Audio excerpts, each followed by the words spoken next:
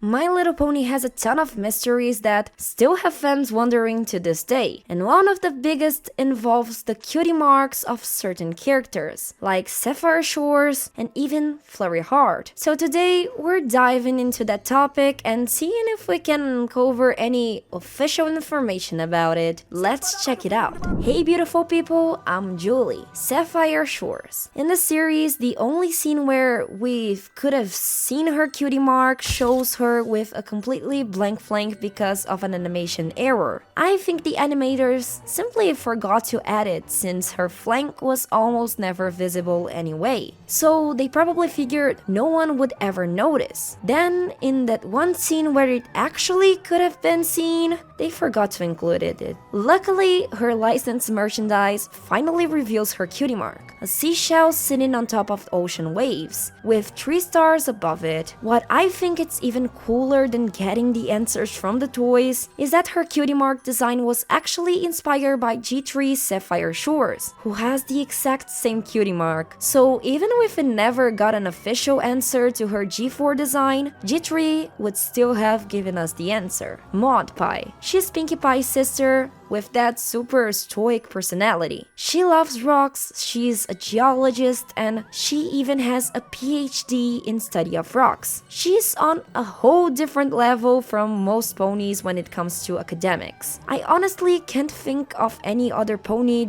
with that much higher education, at least not that excellent. And she's almost always wearing that gray dress, but there's one brief scene where we actually get to see her cutie mark. It's in season 4 episode 18, when she's with Pinkie Pie during a rock slide. At one point she jumps. Her dress lifts just enough and her cutie mark is finally visible. It's a diamond-shaped rock. It looks almost like a gemstone, but it is still clearly an uncut rock. I think it fits her personality. It references the value and beauty we associate with diamonds, while still being a raw rock, which is exactly what she's passionate about studying. Sass Settles. Unlike Sapphire Shores, Sassy Settles never actually showed her cutie mark in the series, but one of the show's writers, Amy Kading Rogers, confirmed on Twitter that Sadie's cutie mark is 3 sewing pins. After that, the fans started creating artwork based on that description, and it became so widely accepted that version of it even started appearing on official merchandise. Even so, we still don't know exactly what her cutie mark looks like because there's never been an official design released. Her symbol represents her special talent of tailoring, sewing, and fashion design. And do you think Sassy is super stylish too? Leave a like and let me know. Fizzle Pop Very Twist. Wait, you don't recognize that name? It's Tempest Shadow. Since a lot of ponies have names to match their cutie marks, plenty of fans assume Tempest cutie mark has something to do with her name. But believe it or not, there actually was a G3 pony named Tempest Shadow. She was purple with a pink mane, just like the G4 version, only in lighter colors. And her cutie mark was an ice cream sundae. Very cute. And can you imagine Tempest with an ice cream sundae as her cutie mark? That would not fit her warrior lifestyle at all. The G3 character's name and cutie mark were actually inspired by G1 Fizzy. Because of that, some fans believe Tempest is embarrassed by her own cutie mark, which is why she always keeps her flank covered. And no, just because she worked for the Storm King doesn't mean her cutie mark was his emblem. That's simply part of the armor. There are even official toys of Tempest, and some of them don't have cutie marks at all. That makes me wonder, since she started serving the Storm King when she was so young, maybe she never had the chance to discover her special talent. Personally thought, I like to believe she's hiding her cutie mark. What do you think? Let me know in the comments, does Tempest have a cutie mark or not? Flurry Heart. Throughout every episode she appears in, Flurry Heart is still a baby, so it's perfectly normal she doesn't have a cutie mark yet. After all, ponies earn their cutie marks when they're children, not as newborn fools. But here's the really interesting part. The series actually gives us a sneak peek of her future cutie Cutie Mark in the final episode of Season 9, in Twilight's Castle. There's a stained glass window showing an adult Flurry Heart, most likely during her coronation. Beneath her is a crystal heart surrounded by yellow sparkles. I'd actually been theorizing that this would have been her Cutie Mark.